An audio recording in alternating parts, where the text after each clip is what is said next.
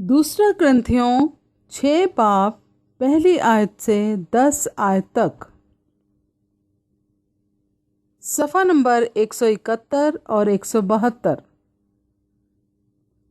और हम जो उसके साथ काम में शरीक हैं ये भी इल्तमास करते हैं कि खुदा का फजल जो तुम पर हुआ बेफ़ायदा न रहने दो,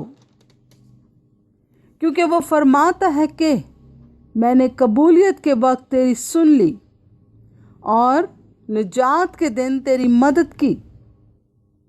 देखो अब कबूलियत का वक्त है, देखो ये निजात का दिन है। हम किसी बात में ठोकर खाने का कोई मौका नहीं देते ताकि हमारी खिदमत पर हर्फ ना आए, बल्कि खुदा के खादिमों की तरह हर बात से अपनी खूबी जाहिर करते हैं।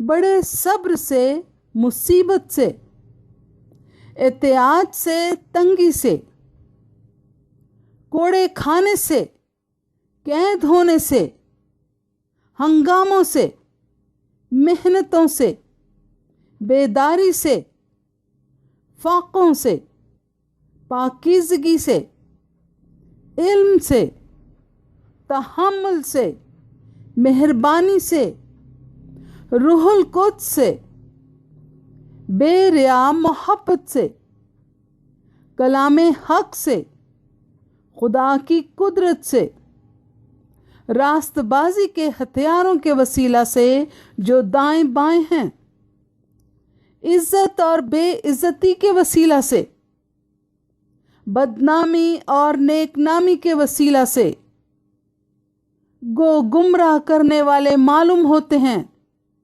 फिर भी सच्चे हैं, गुमनामों की मानिंद हैं तो भी मशहूर हैं, मरते हुओं की मानिंद हैं मगर देखो जीते हैं, मार खाने वालों की मानिंद हैं मगर जान से मारे नहीं जाते, गमगीनों की मानिंद हैं लेकिन हमेशा खुश रहते हैं, कंगालों की मानिंद हैं मगर बथेरों को दौलतमंद कर देते हैं, नादारों की मानिंद हैं तो भी सब कुछ रखते हैं।